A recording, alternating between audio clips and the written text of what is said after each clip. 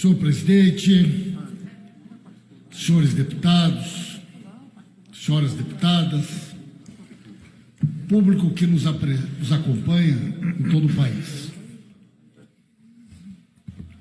A pergunta que nós precisamos nos fazer, em primeiro lugar, presidente, é como nós chegamos aonde nós chegamos.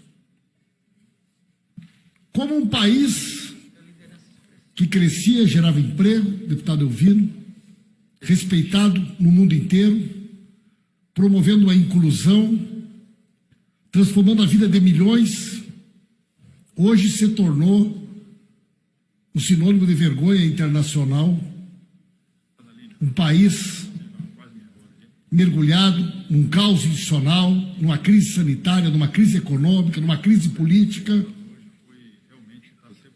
E eu fico feliz quando eu vejo, senhor presidente, o Supremo Tribunal Federal fazendo um reencontro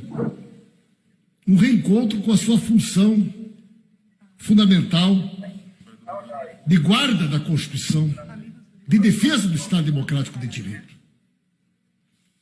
Porque, infelizmente, senhor presidente, boa parte do que nós estamos vivendo hoje foi fruto da omissão, foi fruto da conivência do Supremo Tribunal Federal, da hipertrofia do Poder Judiciário, do Ministério Público Federal, e que a sociedade assistiu calada, que a grande mídia aplaudiu, e que esta casa também foi conivente, deputado Renildo Calheiros.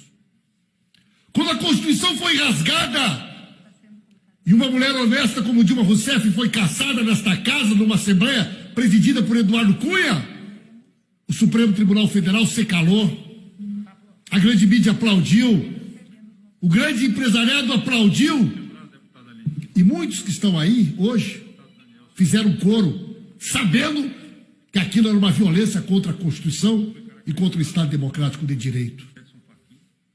Quando os direitos do presidente Lula foram violados, quando Lula foi perseguido, quando Lula não pôde ser candidato, quando todos sabiam que a Lava Jato era uma operação ilegal, com fortes vínculos com os Estados Unidos, com a Suíça, que tinha por objetivo afrontar o Estado Democrático de Direito e impedir que o maior presidente da história desse país pudesse ser candidato. Aonde estava o Supremo Tribunal Federal?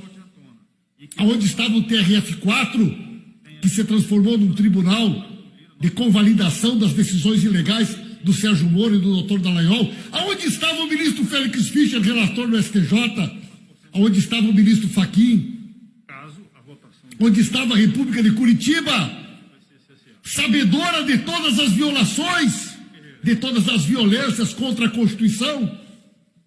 Senhor presidente, se não tivesse o Brasil vivido um processo de criminalização da política, de perseguição da política, de covardia institucional diante dos desmandos da Lava Jato, dos seus procuradores e do Sérgio Moro, o Brasil não estaria vivendo a crise que vive hoje.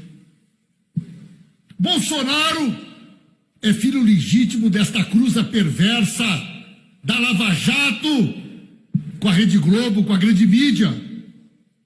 Meus amigos e minhas amigas, vocês acham de fato que o país elegeria uma figura como essa, que ninguém nem sabe o nome, que está sendo julgada hoje, se não fosse a onda de ódio, de ressentimento, de destruição da política que este país viveu, senhores e senhoras?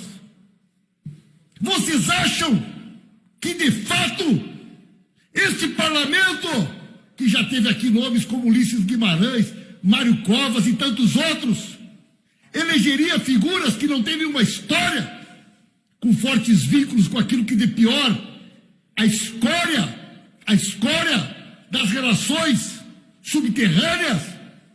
Nós não estaríamos aqui tendo no plenário deputadas acusadas de ter mandado matar o marido, pessoas envolvidas com a milícia, pessoas envolvidas com o crime organizado, pessoas, meus amigos e minhas amigas, hoje o Brasil vive esse caos institucional e é governado com pessoas com vínculos com o próprio crime organizado, com as milícias, porque viveu uma crise institucional gravíssima. E aonde estava, senhor presidente, Aonde estava o Supremo Tribunal Federal? Aonde estava o Poder Judiciário? Aonde estava o Ministério Público Federal? Os editoriais da Rede Globo, do Estadão e da Folha? Naquele momento era importante, não valia a Constituição, tudo era mais importante para poder tirar Dilma, para poder aprovar uma lei para mudar as regras de exploração do petróleo, para poder abrir a exploração ilegal da Amazônia, para poder botar o Brasil de joelhos no cenário internacional. Todos aqui sabiam da perseguição em que a Dilma era inocente. Todos aqui sabem da perseguição ilegal que sofreu o Lula, que sofreu o PT, mas se calaram. E, infelizmente, o Supremo Tribunal Federal, que naquele momento deveria ser o guardião da Constituição, também não cumpriu o seu papel. Que bom que a Suprema Corte hoje faz um esforço de reencontro com a sua própria história. Mas nós, senhor presidente, nós do Partido dos Trabalhadores e das Trabalhadoras, deputado Elvino Mongass, nós temos na nossa história a defesa da democracia, a luta contra a ditadura, a luta contra o AI-5. Nós temos na história do nosso partido a luta pela democracia. E esse deputado está preso não pelo que ele falou, mas pelos crimes que ele cometeu. Não vamos confundir liberdade de expressão. Não existe liberdade de expressão absoluta, nem imunidade absoluta. Há o desvio de finalidade da natureza da imunidade para cometer um crime contra o Estado Democrático de Direito. Um crime que está caracterizado pelas diversas condutas deste indivíduo, que representa um movimento muito mais amplo, que visa, sim, enfraquecer a democracia, que faz apologia da tortura, que faz apologia da ditadura, que despreza a democracia, que faz discurso de ódio, de ressentimento. Infelizmente, o nosso país, hoje, vive essa crise institucional. De um governo que não consegue sequer ter uma política para enfrentamento da pandemia, da crise econômica, da democracia. E tudo isso é fruto da quebra, da ruptura institucional que tirou a Dilma da presidência e impediu o Lula de ser candidato. Este momento que nós estamos vivendo tem a digital de muita gente. Figuras como essa, que está presa, que envergonha o parlamento, que envergonha o Brasil. Este machão bombado que veio aqui chorar para tentar sensibilizar a sociedade brasileira, como se nós não soubéssemos os crimes que ele já cometeu, jamais seria um representante do povo do Rio de Janeiro se o país não tivesse sofrido esta crise sem precedentes na legitimidade da sua representação. Nós temos sim, senhor presidente, que fazer um balanço de toda essa história.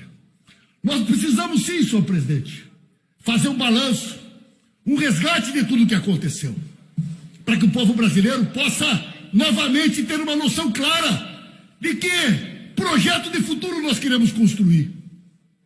Um projeto baseado na Constituição, na democracia, do Estado Democrático de Direito, da soberania, do respeito à diferença, da inclusão.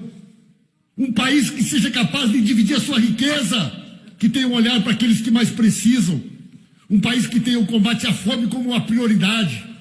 Um país que continue abrindo as suas portas nas universidades e nas escolas para as pessoas mais pobres, para os negros, para os indígenas, para os quilombolas. Um país que nos respeite pela diversidade. Um país que não semeie o ódio, o ressentimento. E é isso que o Brasil precisa. Recuperar a esperança. E hoje, dar esta resposta é dizer não ao autoritarismo. Ditadura nunca mais. Desprezo pela democracia nunca mais. AI-5 nunca mais. Tortura nunca mais. Este é o recado que o Brasil precisa ouvir deste parlamento e de todos aqueles que têm confiança e esperança na democracia e no futuro. E que aqueles, como Sérgio Moro, Dallagnol e tantos outros, que com a sua digital também rasgaram a Constituição de forma diferente, singela, sofisticada, também rasgaram a Constituição e, num determinado momento, devem pagar pelos crimes que cometeram. É isso, senhor presidente. Obrigado pela atenção de todos.